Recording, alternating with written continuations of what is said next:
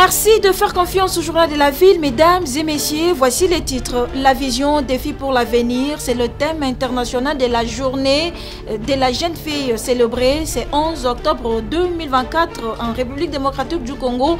La journée n'est pas passée inaperçue. Plusieurs activités ont été organisées par des organisations féminines. C'est tout pour les titres, mesdames et messieurs. Encore une fois, bienvenue dans ce journal.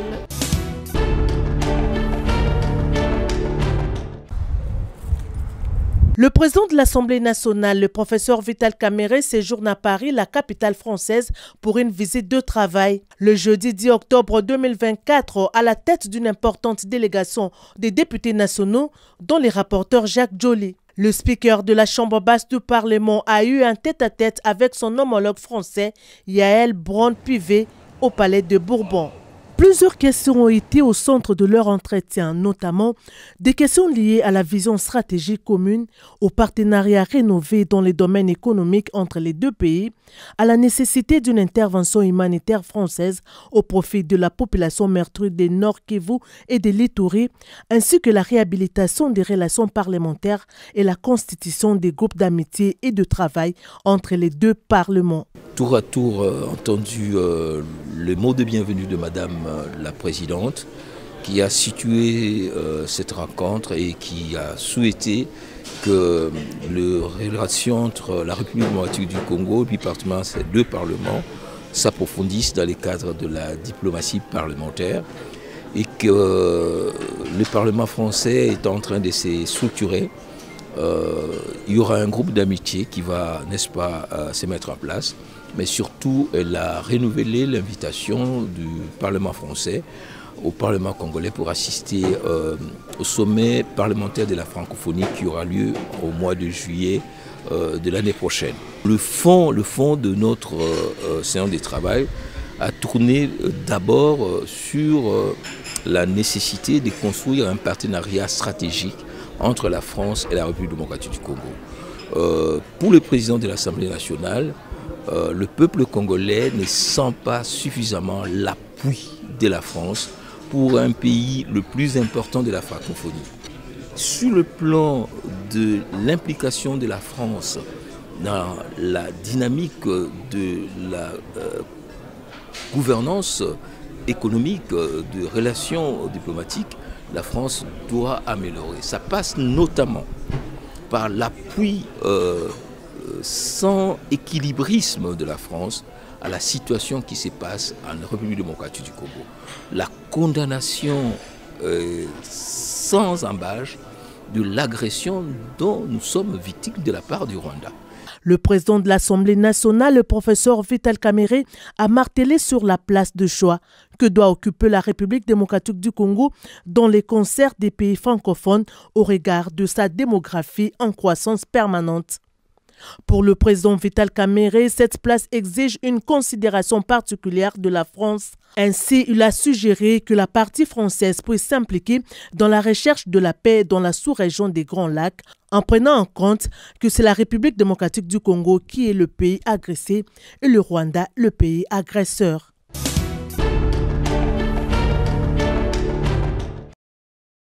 La vision, défi pour l'avenir, c'est le thème retenu pour la célébration de la Journée internationale de la jeune fille célébrée ce 11 octobre 2024. En République démocratique du Congo, la journée n'est pas passée inaperçue. Des organisations féminines ont organisé plusieurs activités et le master coach du Parlement francophone pour adolescents et ambassadeur spécial pour les droits de l'enfant exige l'application de la loi portant protection de l'enfant pour que les auteurs des violences sur la petite fille soient traqués et arrêtés. Thierry Kassongo Muyumba. Le mariage précoce n'est pas autorisé en République démocratique du Congo. Nous devons combattre ensemble avec le parent. Et si nous voulons nous rendre dans le rapport de la C4 Zone Afrique et le Parlement francophone pour adolescents, nous trouvons à Moncali, Sainte-Thérèse, mais également du côté Kimbantseke, Makala, Rond-Point Gaba, on trouve des petites filles qui portent des bébés. Et quand on dit elles portent des bébés, elles ont connu le mariage avant l'âge requis, 18 ans. Et elles ont également des grossesses non désirées. Et nous, en tant qu'activistes des droits de l'enfant, nous condamnons cela en recommandant aux activistes des droits de l'homme, mais également au ministre des droits humains et à tous ceux qui travaillent dans les secteurs de la protection enfants, les ministères du genre, affaires sociales, de veiller pour que les enfants ne soient pas mariés avant l'âge. L'ambassadeur spécial pour les droits de l'enfant remercie le chef de l'État Félix Antoine Tshisekedi Tshilombo et la première dame Denise Nyakeru Tshisekedi pour leur implication dans la mise en œuvre de cet instrument juridique. Nous rendons des hommages mérités au président de la République Félix Antoine Tshisekedi Tshilombo pour avoir imprimé la gratuité de l'éducation, mais également la très distinguée première dame qui a donné la bourse Excellencia dans le souci de voir les jeunes filles étudier pour qu'elles soient compétitives dans la vie. Mais à cela ne tienne, nous saluons des réformes apportées par le gouvernement. Aujourd'hui, nous avons la loi portant protection de l'enfant, nous avons les juges pour enfants, les tribunaux pour enfants. Tout cela, ça permet de traquer les familles et les personnes qui s'hasardent à violer, à marier les filles à bas âge.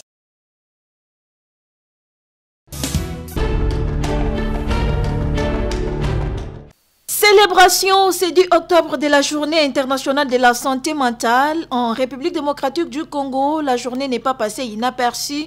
Les programmes nationaux de santé mentale et les programmes nationaux de santé au travail ont célébré cette journée sous le thème « Investissons dans la santé mentale en milieu de travail ». Et c'est à travers une journée de réflexion sur la santé du travail. Comment s'y mettre pour l'amélioration du bien-être mental des employés, réduire la dépression et favoriser un climat de travail propice à la santé et au bien-être de chacun était au rendez-vous. C'est dans l'une des salles de conférence des Sultani Hôtel que s'est déroulée cette journée en présence du secrétaire général à la santé, du représentant à la cellule d'innovation, changement des mentalités, présidence de la République, des acteurs du secteur de la santé ainsi que des partenaires. Après exposé, débat, échange dans la salle, Gédéon Samba, directeur du programme national de santé mentale, plaide pour l'intégration du programme santé mentale dans les milieux de travail. Pourquoi santé mentale en milieu de travail?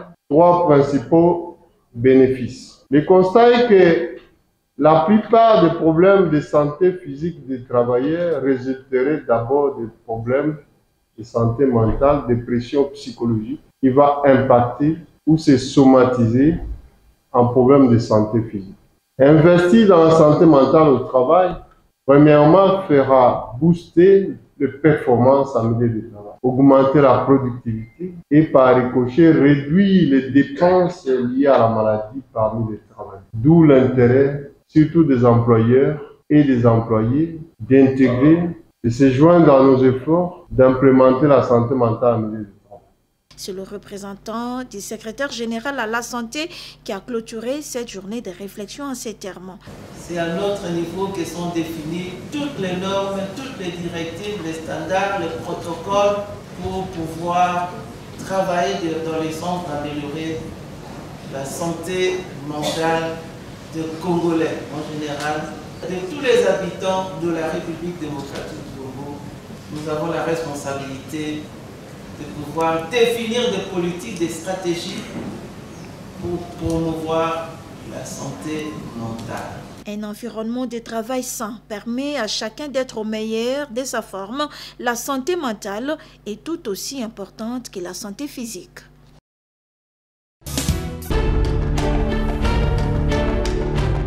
Ainsi que Pierre Molele et les Kamitatu.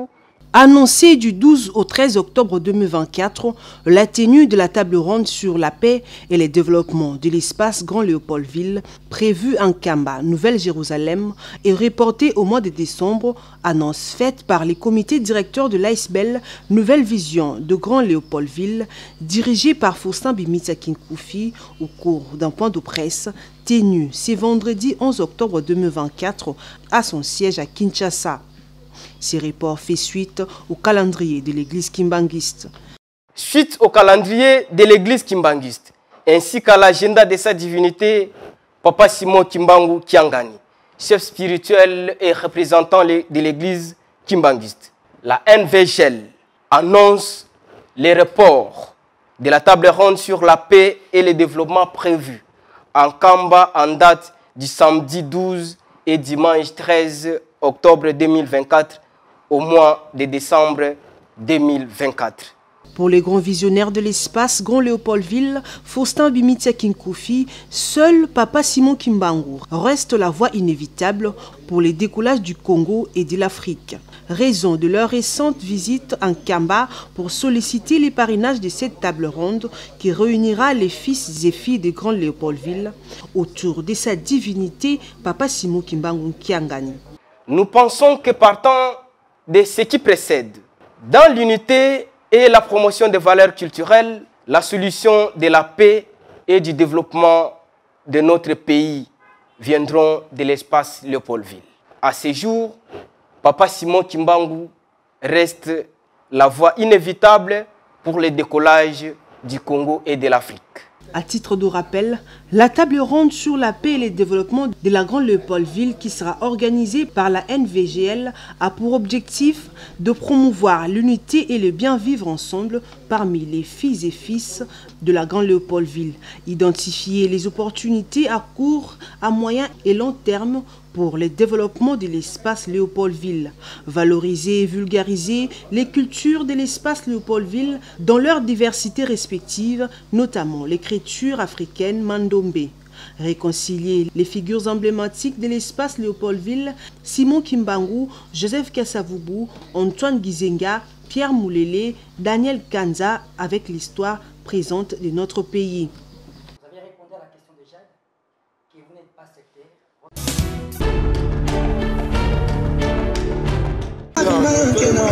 Les habitants du village Kindundu, dans la commune de Lansele, butés à plusieurs difficultés, se tournent vers les autorités de la ville en vue d'une solution adéquate et durable. Plusieurs difficultés regorgent cette communauté, entre autres le manque d'eau potable, manque de routes fiables, difficile pour la population, surtout les commerçants, de se déplacer d'un bout à l'autre.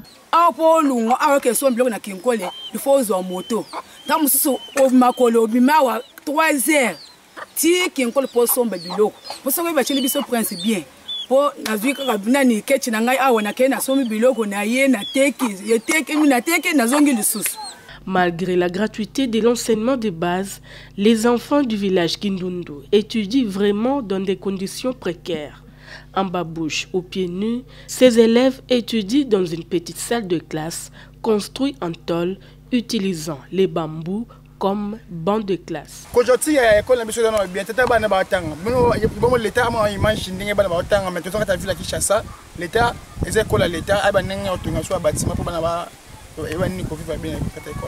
En ce qui concerne les domaines de la santé, c'est un véritable calvaire car Kindundu n'a pas d'hôpital, juste un petit centre de santé construit par un particulier pour les premiers soins. Ici également, pas de matériel ni matelas, l'infirmier fait face au manque de médicaments. Face à cette situation critique, il lance un cri d'alarme. Dans de telles conditions, c'est très difficile, de gravat. Je n'ai même pas de mousse, je n'ai pas de médicaments, bon, même de matériel. Nous demandons vraiment un soutien dans ce village Kindundu. Nous demandons même des partenaires qui pourraient nous soutenir pour remonter ces pentes. Les lois sont des problèmes comme il est lié, c'est pas le cas moi. Quand on a Colombo à 17 km, ils ont fait ça en passe. Et c'est un bakonzi. En exemple, aussi 17 km na boulevard Ti A au commune Kata Kindundu. Tozo senga bakonzi baya ba investir place oyo. Ba tala ni toko kosala. Ba fongola nzela eloko za mwa pasi za nzela nzeza mwa bakokoso. Mais soki bakonzi bakoti ba tie miso eza eloko kosala inanete ba fongoli ba nzela même taxi comme kota A na Kata Kindundu. Déjà, en ce 21e siècle, les yeux de ces peuples est désormais tournés vers les autorités de la ville. Bras tendus et impuissants, les habitants du village Kindundu, dans la commune de Lansele, restent confiants que leur cri d'alarme arrivera aux oreilles des autorités. En attendant, la vie continue.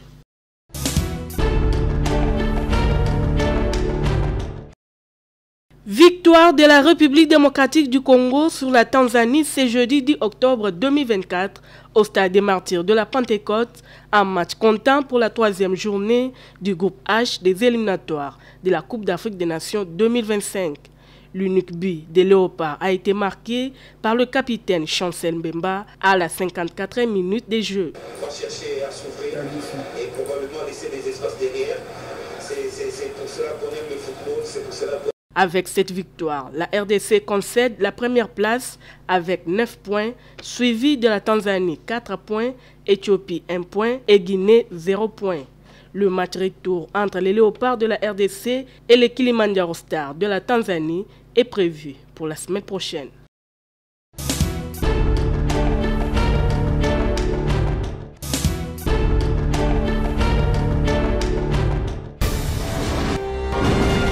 S'achève cette édition du Journal de la Ville. Mesdames et messieurs, merci de l'avoir suivi. Le prochain rendez-vous est fixé pour ce samedi. D'ici là, portez-vous bien.